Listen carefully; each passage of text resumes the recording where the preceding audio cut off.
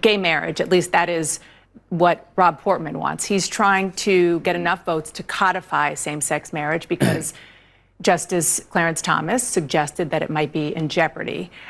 You said 2 weeks ago that the state-by-state approach is the best way to go. So I just want to be clear about your position. Are you saying that the 2015 Supreme Court decision that made same-sex marriage the law of the land nationally should be overturned? No, I am saying that I don't think it's going to be overturned. Nor should it be? Well, that'd be up to the court. The reasoning, I think, could be attacked, but the point I'm trying to make is I've been consistent. I think states should decide the issue of marriage and states should decide the issue of abortion. I have respect for South Carolina. South Carolina voters here, I trust, to define marriage and to deal with the issue of abortion, not 9 people on the court. That's my view. That was totally heterosexual Republican Senator Lindsey Graham stating unequivocally that when it comes to issues like abortion and same-sex marriage, states should absolutely have the ultimate say. The question is, where do you draw the line? How much of our civil rights and civil liberties that we fought for forever do we states' rights away in the name of freedom? Now, to him, he doesn't necessarily want to say, because if you kind of follow this logic to its conclusion, you get into scary territory. Because remember, we had a civil war over states' rights when it came to the issue of slavery. So if you really want to open Pandora's box and let states do everything, would you let them ban interracial marriages? Because if they're supposed to be the ultimate authority on these issues, then in theory, wouldn't you support that too? Well, Lindsey Graham is going to be asked this question by Dana Bash, and as you're going to see, he did not want to answer it. Take a look. How far down should, how wide should that go? How many more issues should that go to? For example, Loving versus Virginia, that allowed interracial marriage, that shouldn't be touched. No, so here's the point. We're talking about things that are not happening because you don't want to talk about inflation, you don't want to talk about crime. This is all politics, my friends. Instead of trying to solve problems like unstable people having guns, we're talking about constitutional decisions that are still in effect. But if you're going to ask me to have the federal government take over defining marriage, I'm going to say no. Okay. Now, you probably missed it, but after she asked the question, really quickly, he said no, and then he moved on to the dodge. Oh, but you want to talk about inflation. Hang on, Lindsey. Stop. You need to be very clear with your answer here. You said no, but I don't think most of the viewers heard this. Was that deliberate? Did you not actually want to show your cards on the issue of interracial marriage? I mean, he says no, technically, right? Even if it was quick and pretty quiet. But at the end, he said he's also a solid no when it comes to letting the governments control marriage or define marriage. Okay, so that's a tacit admission that maybe they should be able to let states ban interracial marriages.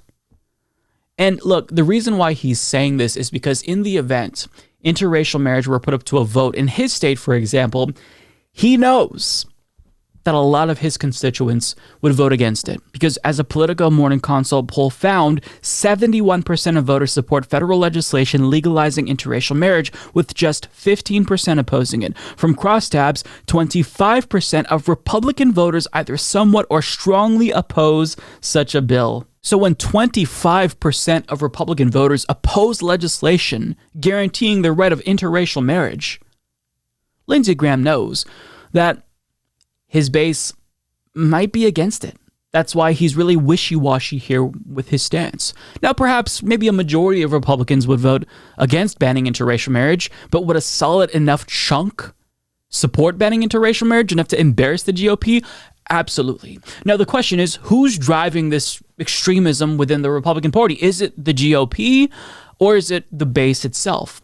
And I think it's a little bit of both, but really it's not surprising that the base grows more and more extreme when the GOP keeps doing extreme things. For example, they invited Hungarian Prime Minister Viktor Orban to CPAC after he just gave a speech denouncing race mixing, which led to one of his own longtime advisors resigning, denouncing it as a, quote, pure Nazi speech. But yet he was still welcomed at CPAC here in America, where he made bigoted comments to thunderous applause. Hungary shall protect the institution of marriage as the union of one man and one woman. Family ties shall be based on marriage or the relationship between parents and children. To sum up, The mother is a woman, the father is a man, and leave our kids alone. Full stop, end of discussion.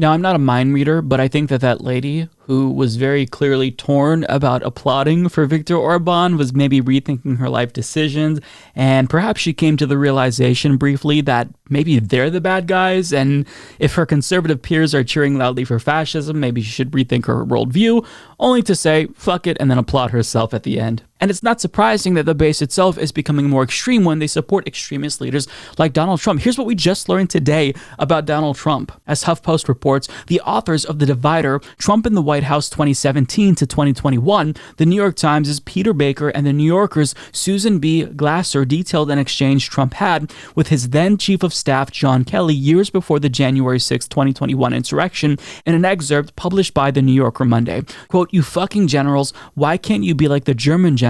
Trump reportedly asked Kelly, referring to German generals in World War II. To which Kelly later responded, "You do know that they tried to kill Hitler 3 times and almost pulled it off. Still, Trump, in an attempt to rewrite history, insisted those generals were totally loyal to Hitler." So whenever you're trying to invoke Hitler and make a comparison to Hitler's Germany, and you invoke something about Nazi Germany and make it seem like it was a good thing that happened there, you've gone too far, to say the least, right? So this is why the GOP is getting more and more extreme, because these are the types of leaders that they support. And even if they didn't hear Trump make those statements, they know that that's not something that's out of the question for Donald Trump. It absolutely is something that he would say, even if this is based on speculation by, John Kelly. What he says, it's hearsay, but this is what the GOP has become. So that's why Lindsey Graham didn't want to answer that question about interracial marriage, because he knows that it's kind of controversial now. When your party votes overwhelmingly against protecting doctors from legal culpability, from the right to contraception, of course, interracial marriage is also going to become another question as well. Can we or can we not support this? What do the polls say? What does our base think about this specifically? This is what the GOP has done. They've been trying to turn back the time, and they're kind of doing it now, right? At least within their own party. Folks like Lindsey Graham are so intimidated by his own base that he won't unequivocally say whether or not interracial marriage should be something that states should be allowed to ban. And that says a lot about the GOP. It says they're fucking extreme, and if you support them, you should stop doing that immediately. That doesn't necessarily mean that if you're a Republican, you register as a Democrat.